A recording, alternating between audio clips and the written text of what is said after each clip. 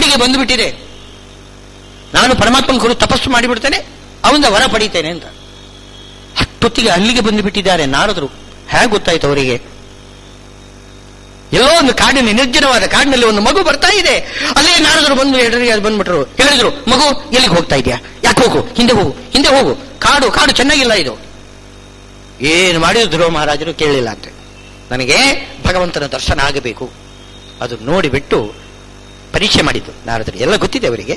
ಪರೀಕ್ಷೆ ಮಾಡಿ ಕೊನೆಗೆ ವಾಸುದೇವ ದ್ವಾದಶಾಕ್ಷರ ಮಂತ್ರವನ್ನು ಉಪದೇಶ ಮಾಡಿ, ನೀನು ಅದನ್ನು ಉಪಾಸನ ಮಾಡು, ನಿನಗೆ ಭಗವಂತನ ದರ್ಶನ ಆಗ್ತದೆ ಅಂತ ತಲೆ ಮೇಲೆ ಕೈ ಇಟ್ಟು ಅನುಗ್ರಹ ಮಾಡಿಬಿಡ್ತಾರೆ. ಗುರುಗಳ ಅನುಗ್ರಹ ಬೇಕು, ಇಲ್ಲದೆ ಹೋದರೆ ಭಗವಂತ ಪ್ರತ್ಯಕ್ಷ ಆಗುವುದಿಲ್ಲ. ಹಾಗೆ ಧ್ರುವ ಮಹಾರಾಜರಿಗೆ ಭಗವಂತನ ಪ್ರತ್ಯಕ್ಷ ಆಗಬೇಕು. ಎಂಥ ನಾರದರು ಮಾಡತಕ್ಕಂತಹ ಉಪಕಾರ ಅಷ್ಟಲ್ಲ. ಅಂಥ ನಾರದರು ಪ್ರಿಯವರ್ತನಿಗೆ ಯಾಕೆ ಉಪದೇಶ ಮಾಡಿದರು? ಶ್ರೀಮದ್ ಆಚಾರ್ಯರು ತಾತ್ಪರ್ಯದಲ್ಲಿ ಹೇಳ್ತಾರೆ, ಅದು ಕಾರಣ ಅದು ಯೋಗ್ಯತೆ ಗೊತ್ತಿಲ್ಲ ಅಂತಲ್ಲ, ಆ ಕರ್ಮಯೋಗಿಗಳು ಕರ್ಮವನ್ನು ಬಹಳ ಜಾಗರೂಕತೆಯಿಂದ ಮಾಡಬೇಕಾಗ್ತದೆ. ಅದಕ್ಕೆ ಒಂದು ಸರಿಯಾದ ಪೂರ್ವ ಸಿದ್ಧತೆ ಬೇಕು. ಕರ್ಮ ಮಾಡಬೇಕಾಗಿದ್ರೆ ಇದ್ದಕ್ಕಿದ್ದ ಹಾಗೆ ಒಬ್ಬನನ್ನು ತಂದು ಅವನಿಗೆ ಕನ್ಯಾದಾನ ಮಾಡಿಬಿಟ್ಟು ಗೃಹಸ್ಥನಾಗಿ ಕೂಡಿಸುವುದಲ್ಲ. ಅವನು 12 ವರ್ಷ ಗುರುಕುಲ ಅಧ್ಯಾಭ್ಯಾಸ ಮಾಡಬೇಕು. ಹಿಂದಿನ ಕಾಲದಲ್ಲಿ ಇತ್ತದು. ಬ್ರಹ್ಮಚರ್ಯ ಪಾಲನೆ ಬಹಳ ಮುಖ್ಯ. ಜ್ಞಾನ ಸಂಪಾದನೆ ಮಾಡಬೇಕು. ಒಳ್ಳೆ ಜ್ಞಾನ ಸಂಪಾದನೆ ಮಾಡಿರ್ತಕ್ಕಂತಹ ವರನನ್ನೇ ಆರಿಸಿ ಅವನಿಗೆ ಕನ್ಯಾದಾನ ಮಾಡಬೇಕು. ಚಿಕ್ಕದವರಿಗೆಲ್ಲ ಕನ್ಯಾದಾನ ಮಾಡಬಾರದು ಅಂತಿದೆ. ಅವನಿಗೆ ಆ ಪೂರ್ವ ಸಿದ್ಧತೆ ಬೇಕು. ಸಂಸಾರ ಅಂದ್ರೆ ಏನದು? ಅದು ಹೆಂಡತಿ ಮಕ್ಕಳ ಆ ಒಂದು ಮನೆ ಮಠದ ಒಂದು ಅಂಧಕೂಪ, ಒಂದು ಹಾಳು ಬಾವಿ. ಆ ಬಾವಿ ಒಳಗಡೆ ಬಿದ್ದು ಬಿಡಬಾರದು, ಎಚ್ಚೆತ್ತುಕೊಂಡಿರಬೇಕು. ಅದಕ್ಕೆ ಪೂರ್ವ ಸಿದ್ಧತೆ ಬೇಕು. ಅದಕ್ಕೆ ಬೇಗನೆ ಏನು ಮಾಡಿದರು ನಾರದರು? ಪ್ರಿಯವರ್ತನನ್ನು ಕರೆದು ಏಕಾಂತದಲ್ಲಿ ಅವನಿಗೆಲ್ಲ ಉಪದೇಶ ಮಾಡಿದರು. ಅವನಿಗೆ ಮನಸ್ಸು ಒಳ್ಳೆ ಪಕ್ವವಾಗಿದೆ, ಜ್ಞಾನ ಭಕ್ತಿ ವೈರಾಗ್ಯ ತುಂಬಿಕೊಂಡಿದೆ. ಆದ್ದರಿಂದ ಅವನಿಗೆ ಮದುವೆ ಮಾಡಿಕೊಟ್ರೆ ಅವನು ಹಾಗೆ ನಿರ್ಲಿಪ್ತನಾಗಿ ಪದ್ಮಪತ್ರದ ಹಾಗೆ ಏನು ಸಂಸಾರದಲ್ಲಿ ಇರಬೇಕು, ಅದರ ಲೇಪ ಬರಬಾರದು. ಇದು ಸಂಗಂ ತ್ಯಕ್ತ್ವ ಏತಾನ್ಯಪಿತು ಕರ್ಮಾಣಿ ಸಂಗಂ ತ್ಯಕ್ತ್ವ ಧನಂಜಯ ಅಂತ ಮುಂದೆ ಕೇಳ್ತಾನೆ. ಕರ್ಮ ಮಾಡಬೇಕು, ಅದರಲ್ಲಿ ಆಸಕ್ತಿ ಇರಬಾರದು. ಆಸಕ್ತಿ ಅಂದರೆ ಏನು? ಫಲದಲ್ಲಿ ಆಸಕ್ತಿ, ಲೌಕಿಕ ಫಲದಲ್ಲಿ ಆಸಕ್ತಿ ಇರಬಾರದು. ಭಗವಂತನಿಗೆ ಪ್ರೀತಿ ಆಗಲಿ. ಹೆಂಡತಿ ಮಕ್ಕಳನ್ನು ಚೆನ್ನಾಗಿ ಸಾಕಿ ಅವರಿಗೆ ಸಂತೋಷವಾಗುವ ಹಾಗೆ ಮಾಡಬೇಕು. ಅವರ ಮನೆಯಲ್ಲಿ ಆಳಬಾರದು, ಆಳದಂತೆ ನೋಡ್ಕೋಬೇಕು. ಶಾಸ್ತ್ರದಲ್ಲಿ, ಮನುಧರ್ಮಶಾಸ್ತ್ರದಲ್ಲಿ ಬಹಳ ಹೇಳ್ತಾರೆ, ಮನೆಯಲ್ಲಿ ಹೆಂಡತಿ ಮಕ್ಕಳು ಅತ್ರೋ ಅಂತಂದ್ರೆ ಆ ಮನೆಗೆ ಬೇರೆ ಮಾಟಕೃತ್ರಿಮ ಬೇಡ, ಮನೆ ಹಾಳಾಗಿ ಬಿಡ್ತದೆ ಅಂತ ಹೇಳ್ತಾರೆ. ಬಹಳ ಜಾಗರೂಕರಾಗಿರ್ಬೇಕಂತೆ. ಹೆಂಡತಿ ಏನಾದ್ರೂ ತಪ್ಪು ಮಾಡಿಬಿಟ್ರೆ ಹೊಡಿಬಾರದು ಅಂತಿದೆ ವಾಕ್ಯ. ಹೊಡೆದ್ರೆ ಅವನು ಪತಿತನಾಗ್ತಾನೆ, ಈ ಮಾತು ಸ್ಪಷ್ಟ ಇದೆ. ಪತಿತನಾಗಿಬಿಡ್ತಾನಂತೆ. ಹೆಂಡತಿಗೆ ಹೊಡಿತಕ್ಕಂಥ ಗಂಡ ಅವನು ಪತಿತನಾಗಿಬಿಡ್ತಾನೆ ಅಂತಿದೆ. ಅಂತೂ ಬಹಳ ಕಷ್ಟ ಈ ಕರ್ಮ. ಬಹಳ ಈ ಅಸಿಧಾರಾವೃತ ಅಂತ ಹೇಳ್ತಾರೆ ನೋಡಿ, ಕತ್ತಿಯ ಅಲುಗಿನ ಮೇಲೆ ನಡೆದ ಹಾಗೆ. ಆ ರೀತಿ ಬಹಳ ಕಷ್ಟದ ಕೆಲಸ ಅದು, ಅಷ್ಟು ಸುಲಭ ಅಲ್ಲ. ಅದಕ್ಕೆ ಸರಿಯಾದ ಪೂರ್ವ ಸಿದ್ಧತೆ ಬೇಕು. ಅದಕ್ಕೆ ನಾರದರು ಪ್ರಿಯವರ್ತನಿಗೆ ಉಪದೇಶ ಮಾಡಿ ಅವನಿಗೆ ಮದುವೆ ಆಗಲಿಕ್ಕೆ ತಕ್ಕ ಒಂದು ಮನಸ್ಥಿತಿ, ಆ ಸಂಸಾರವನ್ನು ತೂಗಿಸಿಕೊಂಡು ಹೋಗಿ ಅದರಲ್ಲಿ ಬೀಳದ ಹಾಗೆ, ಅಲ್ಲಿ ಬಿದ್ದು ಮುಳುಗಿ ಹೋಗದ ಹಾಗೆ ಅದರಲ್ಲಿ ಏನಾದರೊಂದು ಭಗವಂತನ ಸೇವಾ ಮಾಡಬೇಕು. ಆ ಬುದ್ಧಿ ಬರಲಿಕ್ಕೋಸ್ಕರ, ಪೂರ್ವ ಸಿದ್ಧತೆಗೋಸ್ಕರ ನಾರದರು ಉಪದೇಶ ಮಾಡಿದರು. ಈ ರೀತಿ ಕರ್ಮಯೋಗಿಗಳು ಬಹಳ ಅವರು ಮಾಡಲೇಬೇಕು, ಅವರ ಯೋಗ್ಯತೆ ಹಾಗಿರ್ತದೆ. ಇವರು ಏನು ಮಾಡ್ತಾರೆ,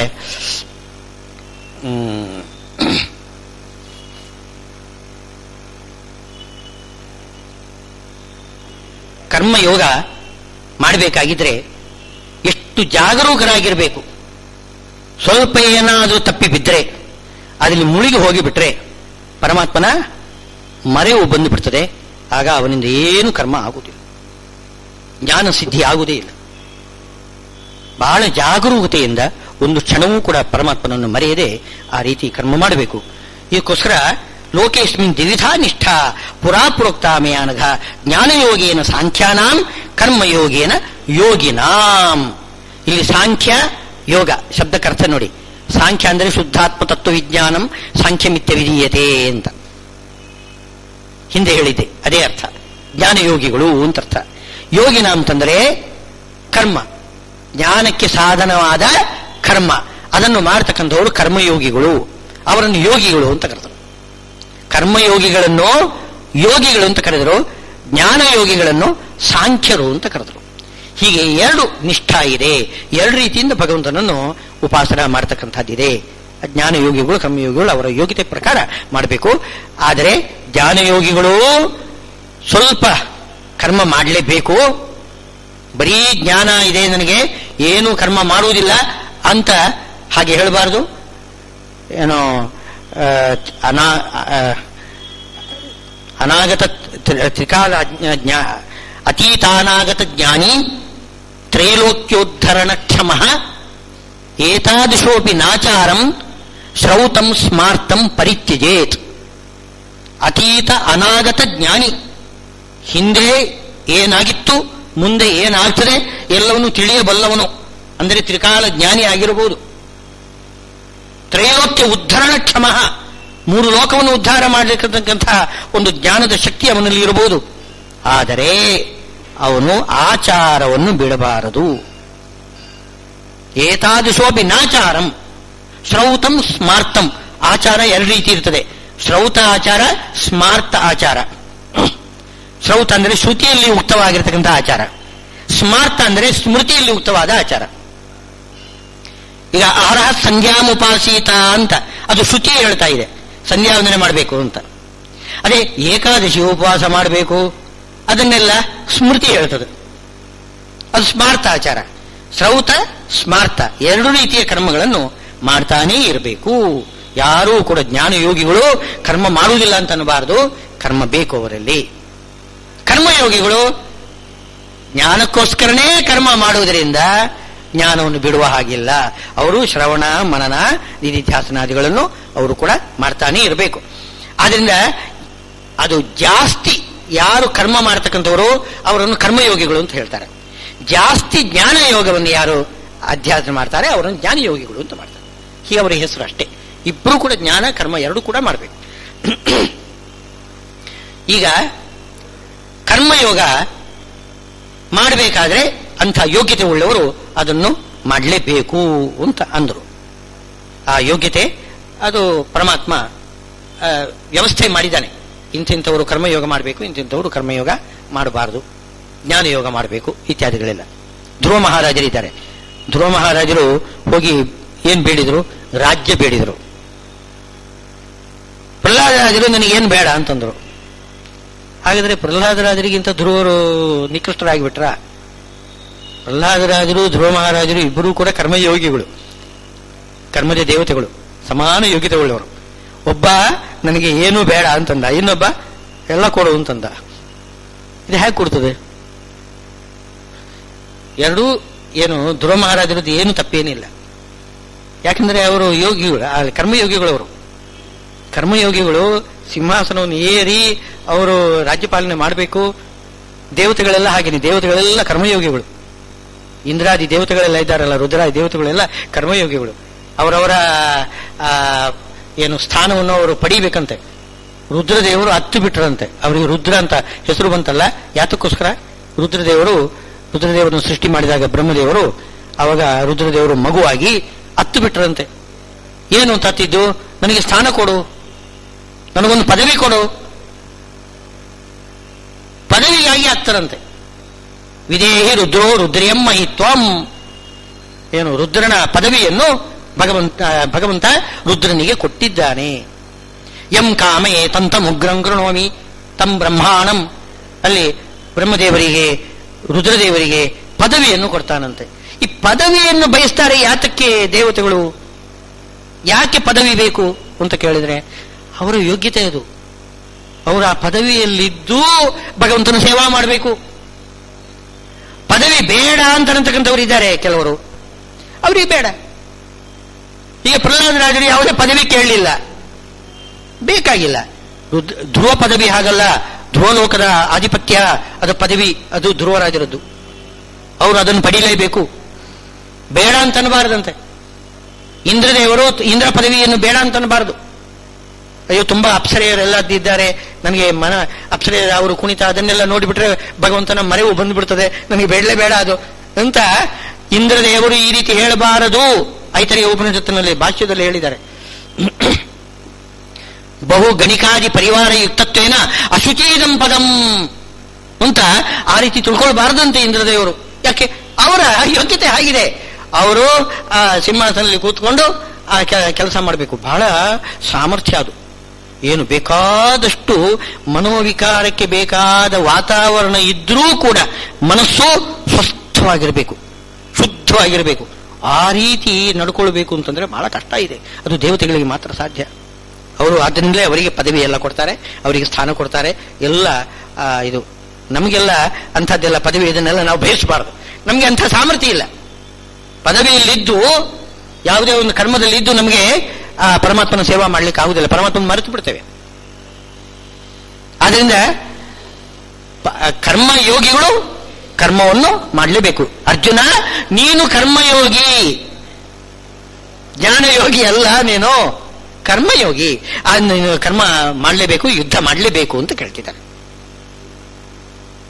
ಅದಕ್ಕೆ ಒಂದು ಪ್ರಶ್ನೆ ಬರ್ತದೆ.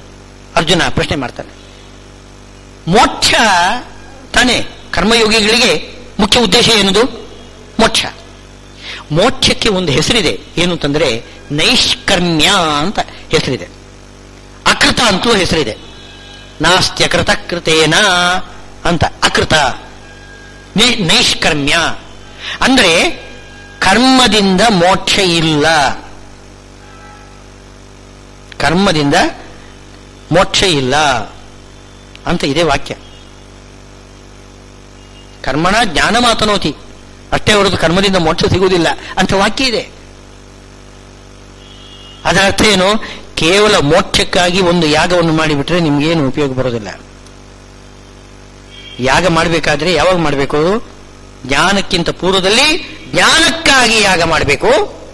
ಜ್ಞಾನೋತ್ತರದಲ್ಲಿ ಜ್ಞಾನಪೂರ್ವಕವಾಗಿ ಮೋಕ್ಷಕ್ಕಾಗಿ ಕರ್ಮ ಮಾಡಿ, ಯಾಗ ಮಾಡಿ. ಅದು ಬೇರೆ ಪರಿಚಯ. ನೈಷ್ಕರ್ಮ್ಯ ಅಂತ ಹೇಳ್ತಾರೆ. ಮೋಕ್ಷಕ್ಕೆ ನೈಷ್ಕರ್ಮ್ಯ ಅಂತ ಹೆಸರಿದೆ. ಹಾಗಿದ್ರೆ ಕರ್ಮ ಮಾಡಬಾರದು ಅಂತ ಅರ್ಥ ಆಯ್ತು. ಕರ್ಮ ಮಾಡಿದ್ದುಂಟಲ್ಲ, ಅದನ್ನು ಪೂರ್ತಿ ಕಳೆದುಕೊಳ್ಳಬೇಕು. ನಾವು ಅನಾದಿ ಕಾಲದಿಂದ ತುಂಬಾ ಕರ್ಮ ಮಾಡಿರ್ತೇವೆ. ನಾವು ಅನಾದಿ ಕಾಲದಿಂದ, ಜೀವ ಅನಾದಿ, ಅವನ ಸಂಸಾರ ಅನಾದಿ. ಅನಾದಿ ಕಾಲದಿಂದ ಹುಡ್ತಾನೆ ಸಾಯ್ತಾನೆ, ಹುಡ್ತಾನೆ ಸಾಯ್ತಾನೆ. ಆ ನಡುವೆ ಕರ್ಮ ಮಾಡ್ತಾನೆ. ಒಂದು ಸಲ ಮನುಷ್ಯನಾಗಿ ಹುಟ್ಟಿದ ಅಂತ ಇಟ್ಕೊಳ್ಳಿ. ಆವಾಗ ಜೀವನ್ ಚತುರ್ದಶಾದೂರ್ಧ್ವಂ ಅಂತ 14 ವರ್ಷಗಳ ಅನಂತರದಲ್ಲಿ ಒಂದು ದಿವಸ ಬದುಕಿದ್ರೆ ಸಾಕು, ಅವನು ಮುಂದಿನ 10 ಜನ್ಮಗಳಿಗೆ ಬೇಕಾದ ಕರ್ಮ ಮಾಡಿಬಿಡ್ತಾನಂತೆ. ಒಂದೇ ದಿವಸದಲ್ಲಿ, ಒಂದೇ ದಿವಸದಲ್ಲಿ. ಒಂದು ದಿವಸ ಬದುಕಿದ್ರೆ ಸಾಕು. ಹಾಗಿದ್ರೆ ಪುನಃ ಪುನಃ ಹುಟ್ಟುವುದು ಸಾಯುವುದು ಮುಗಿದಂತಲೇ ಇಲ್ಲ. ಅನಾದಿ ಕಾಲದಿಂದ ಕರ್ಮ ಮಾಡ್ತಾ ಇದ್ದಾನೆ. ಎಷ್ಟು ಕರ್ಮ ಮಾಡಿರ್ಬೋದು ಆಲೋಚನೆ ಮಾಡ್ರಿ. ಈ ಕರ್ಮವನ್ನು ಕಳೆದುಕೊಳ್ಳುವುದು ಯಾವಾಗ? ನಮಗೆ ಬಂಧಕವಾದ ಯಾವುದು? ಅವಿದ್ಯಾ ಕಾಮ ಕರ್ಮಗಳು. ಇವು ಬಂಧಕಗಳು. ಸಂಸಾರದಲ್ಲಿ ನಮ್ಮನ್ನು ಏನು ಹುಟ್ಟು ಸಾವುಗಳ ಚಕ್ರದಲ್ಲಿ ಸುತ್ತುವ ಹಾಗೆ ನಮಗೆ ಮಾಡತಕ್ಕಂಥದ್ದು ಯಾವುದು ಅಂದ್ರೆ ಕರ್ಮ. ನಾವು ಮಾಡಿರ್ತಕ್ಕಂತಹ ಕರ್ಮ. ಕರ್ಮ ಎರಡು ರೀತಿ: ಪ್ರಾರಬ್ಧ ಕರ್ಮ, ಅಪ್ರಾರಬ್ಧ ಕರ್ಮ. ಪ್ರಾರಬ್ಧ ಕರ್ಮ ಇವಾಗ ಫಲ ಕೊಡ್ಲಿಕ್ಕೆ ತೊಡಗಿದೆ. ಅಪ್ರಾರಬ್ಧ ಕರ್ಮ ಹಾಗೇನೇ ಇದೆ, ಅದಿನ್ನೂ ಫಲ ಕೊಡ್ಲಿಕ್ಕೆ ಶುರು ಮಾಡಿಲ್ಲ. ಫಲ ಕೊಡ್ಲಿಕ್ಕೆ ಯಾವುದು ಶುರು ಮಾಡಿರ್ತದೆ ಅದನ್ನು ಪ್ರಾರಬ್ಧ ಕರ್ಮ ಅಂತ ಹೇಳ್ತಾರೆ. ಅದಕ್ಕೆ ವಶರಾಗಿ ನಾವು ಎಲ್ಲ ಕರ್ಮ ಪುನಃ ಪುನಃ ಮಾಡ್ತೇವೆ. ಅಂದ್ರೆ ಒಂದು ಸಲ ಕುಡಿಲಿಕ್ಕೆ ಪ್ರಯತ್ನ ಮಾಡಿದ, ಕುಡ್ದ ಅಂತ ಇಟ್ಟುಕೊಳ್ಳಿ, ಆಮೇಲೆ ಮರುದಿವಸನೂ ಕುಡಿಬೇಕು ಅಂತ ಅನಿಸ್ತದೆ. ಆಮೇಲೆ ಕುಡಿತ ಬಿಡಲಿಕ್ಕೆ ಆಗುದಿಲ್ಲ, ಚಟ ಆಗಿಬಿಡ್ತದೆ. ಇದು ಪ್ರಾರಬ್ಧ ಕರ್ಮ. ಇದೇ ರೀತಿಲಿ ಪ್ರಾರಬ್ಧ ಕರ್ಮ ನಮ್ಮನ್ನು ಬಂಧನ ಮಾಡಿಬಿಡ್ತದೆ. ಮತ್ತು ಕರ್ಮ ಮಾಡಿಸ್ತಾನೆ ಇರ್ತದೆ. ಪರಮಾತ್ಮನ ಬಳಿಗೆ ಹೋಗ್ಲಿಕ್ಕೆ ಬಿಡುವುದಿಲ್ಲ ಅದು. ಆ ಹೊತ್ತಿಗೆ ಅವನಿಗೆ ಏನಾಗ್ತದೆ? ಈ ಡ್ರಗ್ಸ್ ತಗೊಳ್ಳೋರು ಹಾಗೇನೆ. ಅದು ತಗೊಳ್ಳದೆ ಹೋದ್ರೆ ಅವರಿಗೆ ಮನಸ್ಸಿನಲ್ಲಿ ಏನು ಏಕಾಗ್ರತೆನೇ ಬರೋದಿಲ್ಲ, ವಿಲಿ ವಿಲಿ ಒದ್ದಾಡ್ತಿರ್ತಾರೆ. ಕರ್ಮ ಆ ರೀತಿ ನಮ್ಮನ್ನು ಬಂಧನ ಮಾಡಿಬಿಡ್ತಾರೆ, ಪರಮಾತ್ಮನ ಬಳಿಗೆ ಹೋಗ್ಲಿಕ್ಕೆ ಬಿಡುವುದಿಲ್ಲ. ಆದ್ದರಿಂದ ಕರ್ಮದಿಂದ ನಾವು ಮುಕ್ತರಾಗಬೇಕು. ಹೇಗೆ ಮುಕ್ತರಾಗಬೇಕು ಹೇಳ್ತಾನೆ, ನ ಕರ್ಮಣ ಅನಾರಂಭಾತ್ ನೈಷ್ಕರ್ಮ್ಯಂ ಪುರುಷೋಷ್ಣುತೆ. ನಮ್ಗೆ ಏನ್ ಅನ್ಸದೆ, ಕರ್ಮ ಮಾಡದಿದ್ರೆ ಸರಿ, ಅಷ್ಟು ತಾನೇ. ಕರ್ಮ ಮಾಡದೇ ಇದ್ರೆ ಸರಿ, ಸುಮ್ಮನೆ ಕೂತ್ಕೊಳ್ಳೋಣ, ಯಾಕೆ ಕರ್ಮ ಮಾಡಬೇಕು? ಇಷ್ಟು ಗೊತ್ತಿದ್ದವನು, ಕರ್ಮ ಬಂಧಕ ಅಂತಂದು ಗೊತ್ತಿರತಕ್ಕಂಥವನು ಏನ್ ಮಾಡಬೇಕು? ಕರ್ಮ ಮಾಡದೆ ಸುಮ್ಮನೆ ಇರಬೇಕು. ಯಜ್ಞ ಯಾಗಾದಿಗಳು ಯಾಕೆ ಮಾಡಬೇಕು? ಸುಮ್ಮನೆ ಕೂತಿರಿ. ಆವಾಗ ಹಿಂದಿನ ಕರ್ಮ ಇದೆಯಲ್ಲ, ಅದೆಲ್ಲಿ ಹೋಯ್ತು, ಅದು ಉಂಟಲ್ಲ ಅದು ಅಂತಂದ್ರೆ, ಆ ಹಿಂದಿನ ಕರ್ಮದ ಫಲವನ್ನು ಭೋಗಿಸ್ರಿ. ಭೋಗಿಸಿದಾಗ ಕರ್ಮ ಖರ್ಚಾಗುತ್ತೆ ತಾನೆ. ಈ ಒಂದು ಸ್ವರ್ಗಕ್ಕಾಗಿ ಕರ್ಮ ಮಾಡ್ತೀರಿ, ಸ್ವರ್ಗಕ್ಕೆ ಹೋಗ್ತೀರಿ, ಸ್ವಲ್ಪ ಕಾಲ ಸ್ವರ್ಗದಲ್ಲಿ ಇರ್ತೀರಿ, ಸ್ವರ್ಗ ಸುಖವನ್ನು ಅನುಭವಿಸಿ ಮುಗಿದ ಮೇಲೆ ದಪ್ಪನೆ ಕೆಳಗಡೆ ಬೀಳ್ತೀರಿ. ಕರ್ಮ ಮುಗಿದೋಯ್ತು, ಅದಷ್ಟ ಖರ್ಚಾಗೋಯ್ತು. ಹಾಗೆ ಹಿಂದಿಂದೆಲ್ಲ ಕರ್ಮಗಳನ್ನೆಲ್ಲ ಅನುಭವಿಸಿ ಖರ್ಚು ಮಾಡ್ಕೊಂಡ್ಬಿಡಿ. ಮುಂದೆ ಕರ್ಮ ಮಾಡಬೇಡಿ, ಮೋಕ್ಷ ಸಿಕ್ಕೇ ಸಿಗ್ತದೆ ಬಹಳ ಸುಲಭವಾಗಿ. ಕರ್ಮ ಮಾಡು ಅಂತ ನೀನೇ ಹೇಳ್ತಾ ಇದೀಯ ಕೃಷ್ಣ, ನೀನು ಕರ್ಮ ಮಾಡು ಅಂತ ಹೇಳ್ತಾ ಇದೀಯ. ನಾನು ಹೇಳ್ತೇನೆ ಕರ್ಮ ಮಾಡುವುದು ಬೇಡ, ಕರ್ಮ ಮಾಡದೆ ಹೋದರೆ ಸ್ವರ್ಗ ಸಿಗ್ತದೆ, ಇದು ಮೋಕ್ಷ ಸಿಗ್ತದೆ ಅಂತ ನಾನು ಹೇಳ್ತೇನೆ. ಯಾಕೆ? ನೈಷ್ಕರ್ಮ್ಯ ಅದು ಅಂತ ಈ ರೀತಿ ಅರ್ಜುನ ಪ್ರಶ್ನೆ ಮಾಡಿದರೆ, ಇದು ಅರ್ಜುನನ ಪ್ರಶ್ನೆ ಬರೀ ಅದಲ್ಲ, ಶಾಸ್ತ್ರದಲ್ಲಿಯೂ ಕೂಡ ಏನು ನಮ್ಮ ವೇದಾಂತ ಒಂದು ಬಿಟ್ರೆ ಉಳಿದೆಲ್ಲ ವಾದಿಗಳು ಏನು ಸಾಂಖ್ಯ, ಯೋಗ, ನ್ಯಾಯ, ವೈಶೇಷಿಕ, ಮೀಮಾಂಸಾ ಎಲ್ಲ ಏನು ದರ್ಶನಗಳು ಹೇಳುವುದೇನು ಅಂತಂದ್ರೆ ಇಷ್ಟೇ. ಅವರು ಹೇಳೋದು ರಾಗದ್ವೇಷಗಳನ್ನು ಬಿಟ್ಟುಬಿಡಿ. ಮೊದಲು ಏನ್ ಮಾಡ್ಕೋಬೇಕು? ಶರೀರ ಬೇರೆ, ನಾನು ಬೇರೆ, ನಾನು ಶರೀರ ಅಲ್ಲ. ಆದ್ದರಿಂದ ಶರೀರಕ್ಕೆ ಏನು ಸಂಬಂಧಪಟ್ಟಿದೆ ಅದು ನನಗೆ ಏನು ಅಲ್ಲ. ಮಿಥಿಲಾಯಾಮ್ ಪ್ರದೀಪ್ತಾಯಾಮ್ ನಮೇ ಕಿಂಚನ ದಕ್ಯತಿ. ನನ್ನ ಶರೀರಕ್ಕೆ ಏನಾದರೂ ಆದ್ರೆ ನನಗೇನಾಗಿಲ್ಲ. ಈ ರೀತಿ ತಟಸ್ಥರಾಗಿ ಬಿಡಿ, ರಾಗದ್ವೇಷಗಳನ್ನು ಕಳೆದುಕೊಂಡ್ಬಿಡಿ. ಆವಾಗ ಕರ್ಮನೇ ಮಾಡೋದಿಲ್ಲ. ನೀವು ಕರ್ಮ ಮಾಡುವುದು ಒಂದೋ ರಾಗದಿಂದ ಮಾಡ್ತೀರಿ, ಇಲ್ಲ ದ್ವೇಷದಿಂದ ಮಾಡ್ತೀರಿ. ರಾಗದ್ವೇಷಗಳನ್ನು ಬಿಟ್ಟು ಬಿಟ್ರೆ ಕರ್ಮ ಮಾಡೋದಿಲ್ಲ. ಕರ್ಮ ಮಾಡೋದು ಆಗಿದ್ರೆ ಹಿಂದಿನ ಕರ್ಮವನ್ನು ಭೋಗಿಸ್ತಾ ಇರಿ, ಅದು ಒಂದು ದಿವಸ ಖರ್ಚಾಗಿ ಆಗಬೇಕು. ಈ ರೀತಿ ಮೋಕ್ಷ ಪಡೀಲಿಕ್ಕೆ ಸಾಧ್ಯ ಇದೆ ಅಂತ ಬೇರೆಲ್ಲ ದರ್ಶನಕಾರರು ಹೇಳ್ತಾರೆ. ವೇದ ಅಂತ ಹೇಳ್ತಾ ಇದೆ, ಇಲ್ಲ, ತಪ್ಪು ತಿಳ್ಕೊಂಡಿದ್ದೀರಿ ನೀವು. ಹಾಗೆ ಮಾಡಲಿಕ್ಕೆ ಬರೋದಿಲ್ಲ. ಹಿಂದೆ ಮಾಡಿದ್ದು ಅನಂತ ಜನ್ಮದಲ್ಲಿ ಎಷ್ಟು ನಾವು ಏನು ಮಾಡಿದ್ದೇವೆ, ಕರ್ಮ ಮಾಡಿದ್ದೇವೆ, ಅದನ್ನೆಲ್ಲ ಒಂದು ಜನ್ಮದಲ್ಲಿ ತೀರಿಸ್ಲಿಕ್ಕಾಗ್ತದೇನೋ? ಮುಂದಿನ ಜನ್ಮದಲ್ಲಿ ತೀರಿಸೋಣ ಅಂತಂದ್ರೆ ಮುಂದಿನ ಜನ್ಮದಲ್ಲಿ ರಾಗದ್ವೇಷಗಳು ಹೇಗೆ ಪುನಃ ಇರ್ತದೆ. ಹುಟ್ಟಿದಂದಿನಿಂದ ರಾಗದ್ವೇಷ ಪ್ರಾರಂಭ ಆಗಿರ್ತದೆ. ಏನ್ ಮಾಡ್ತೀರಿ? ಹಾಗಲ್ಲ, ರಾಗದ್ವೇಷವನ್ನು ಕಳೆದುಕೊಂಡು ಆ ಹಿಂದಿನ ಒಂದು ಅಭೇದ ವಾಸನ ಅಂತಿದೆ ಸಂಸ್ಕಾರ, ಅದನ್ನು ಧ್ಯಾನದಿಂದ ಪೂರ್ತಿ ನಾಶ ಮಾಡಿಕೊಂಡು ಬಿಡಬೇಕು. ಆ ಅಭೇದ ವಾಸನೆಯೇ ಹೋಯಿತು ಅಂತಂದ್ರೆ ಆಮೇಲೆ ರಾಗದ್ವೇಷಗಳೇ ಉತ್ಪತ್ತಿ ಆಗುವುದಿಲ್ಲ ಅಂತ ಹೀಗೆಲ್ಲ ಸಮಾಧಾನ ಕೊಡ್ತಾರೆ. ಏನು ಹೇಳಿ ನೀವು ಅಭೇದ ವಾಸನವನ್ನು, ಅಭೇದ ಅಂದ್ರೆ ಶರೀರ, ನಾನೇ ಶರೀರ ಅಂತ ಅಭೇದ ವಾಸನ ಸಂಸ್ಕಾರ ಅನಾದಿಯಿಂದ ಇರ್ತದೆ, ಅದನ್ನು ಕಳೆದುಕೊಂಡ್ಬಿಡಿ ನೀವು. ಆಗ ರಾಗದ್ವೇಷಗಳು ಹೊರಟೋಗ್ಬಿಡ್ತದೆ. ಆವಾಗ ಪ್ರವೃತ್ತಿ ಉಂಟಾಗುವುದಿಲ್ಲ, ಪುಣ್ಯ ಪಾಪಗಳನ್ನು ನಾವು ಮಾಡುವುದಿಲ್ಲ, ಆಗ ಜನ್ಮವೇ ಉಂಟಾಗುವುದಿಲ್ಲ, ಮೋಕ್ಷನೇ ಆಮೇಲೆ. ಹೀಗೆ ಹೇಳ್ತಕ್ಕಂಥದ್ದಿದ್ದಾರೆ ನೈಯಾಯಿಕರೆಲ್ಲ, ಹಾಗೇನೆ ಹೇಳ್ತಾರೆ. ತಾರ್ಕಿಕರು ಹೀಗೆ ಹೇಳ್ತಾರೆ. ಅದಕ್ಕೆ ಶ್ರೀಮದ್ ಆಚಾರ್ಯ ಅನುವ್ಯಾಖ್ಯಾನದಲ್ಲೆಲ್ಲ ಉತ್ತರ ಕೊಟ್ಟಿದ್ದಾರೆ. ನ್ಯಾಯಸುಧಾದಲ್ಲಿ ಜಯತೀರ್ಥರು ಬಹಳ ಚೆನ್ನಾಗಿ ಅದಕ್ಕೆ ಉತ್ತರ ಕೊಟ್ಟಿದ್ದಾರೆ. ನೀವು ಹಿಂದಿನದೆಲ್ಲ ಅನುಭವಿಸಬೇಕಲ್ಲ, ಹೇಗೆ ಅನುಭವಿಸ್ತೀರಿ ನೀವು? ಅನೇಕ ಜನ್ಮಗಳನ್ನು ನಿಮಗೆ, ಈಗ ಒಂದು ಮನುಷ್ಯ ಜನ್ಮದಲ್ಲಿ ನಿಮಗೆ ಎಲ್ಲವನ್ನು ಅನುಭವಿಸಲಿಕ್ಕೆ ಆಗಲಿಲ್ಲ, ಮುಂದೆ ಮನುಷ್ಯ ಜನ್ಮ ಬರ್ತದೆ ಅಂತ ಏನು ಗ್ಯಾರಂಟಿ? ಮುಂದಿನ ಜನ್ಮದಲ್ಲಿ ಮನುಷ್ಯ ಜನ್ಮ ಬರ್ತದೆ ಅಂತ ಗ್ಯಾರಂಟಿ ಇಲ್ಲ. ಒಂದು ವೇಳೆ ಬಂದರೂ ಕೂಡ, ಎಷ್ಟು ಮನುಷ್ಯ ಜನ್ಮ ಬಂದರೂ ಕೂಡ ಅಷ್ಟು ಉಣ್ಲಿಕ್ಕೆ ಇದೆ, ಮುಗಿಯುವುದು ಅಂತಲೇ ಇಲ್ಲ. ಅಷ್ಟು ಅನಂತ ಜನ್ಮದಲ್ಲಿ ನಾವು ಮಾಡಿದ್ದೇವೆ ಕರ್ಮ, ಅದು ಮುಗಿಸಲಿಕ್ಕೆ ಸಾಧ್ಯವೇ ಇಲ್ಲ. ಇನ್ನು ಕರ್ಮ ಮಾಡಿ ಆಮೇಲೆ ಏನು ಅದನ್ನು ಪ್ರಾಯಶ್ಚಿತ್ತ ಮಾಡಿ ಕಳೆದುಕೊಂಡು ಬಿಡೋಣ. ಕೆಲವೆಲ್ಲ ಇದೆ, ಪ್ರಾಯಶ್ಚಿತ್ತ ಕರ್ಮವನ್ನು ಮಾಡಿಬಿಟ್ರೆ ಹಿಂದಿನೆಲ್ಲ ಪಾಪ ಪರಿಹಾರ ಆಗುತ್ತೆ. ಸಪ್ತ ಜನ್ಮ ಕೃತಂ ಪಾಪಂ ಹಾಗೆ ಅಂತೆಲ್ಲ ಹೇಳ್ತಾರೆ. ಏನು ಎಷ್ಟೆಷ್ಟೋ ಜನ್ಮ ಜನ್ಮಾಂತರಗಳಲ್ಲಿ ಇಹ ಜನ್ಮನಿ ಜನ್ಮಾಂತರೆ ಇತ್ಯಾದಿಗಳೆಲ್ಲ ಹೇಳ್ತಕ್ಕಂಥದ್ದಿದೆ. ಪ್ರಾಯಶ್ಚಿತ್ತ ಇತ್ಯಾದಿಗಳೆಲ್ಲ ಮಾಡಿ ಕರ್ಮವನ್ನು ಪರಿಹಾರ ಮಾಡ್ಕೋಬಹುದು ಅಂತ ಎಲ್ಲ ಹೇಳ್ತಾರೆ. ಹೋಗ್ಲಿಪ್ಪ, ನೀವು ಹೇಳ್ತಕ್ಕಂಥದ್ದೇನು ಭೋಗದಿಂದ ಎಲ್ಲವನ್ನು ಪರಿಹಾರ ಮಾಡ್ಕೊಳ್ತೇನೆ ಅಂತ ಹೇಳ್ತಾ ಇದ್ದೀರಿ. ಆದರೂ ಕೂಡ ರಾಗದ್ವೇಷ ಇಲ್ಲ, ಭೋಗದಿಂದ ಎಲ್ಲ ಕರ್ಮವನ್ನು ನೀವು ಪರಿಹಾರ ಮಾಡಿಕೊಂಡ್ರಿ ಅಂತ ಅನ್ನೋಣ. ಅದು ಸಾಧ್ಯವೇ ಇಲ್ಲ. ಅದು ಒಂದು ವೇಳೆ ಒಪ್ಪಿಕೊಂಡ್ರು ಹೇಳಿದರೂ ಕೂಡ ನೀವು ರಾಗದ್ವೇಷ ಇಲ್ಲದೇನೆ ಒಂದು ಪ್ರಮಾದದಿಂದ ಏನಾದರೂ ಕರ್ಮ ಮಾಡಿಬಿಡ್ತೀರ.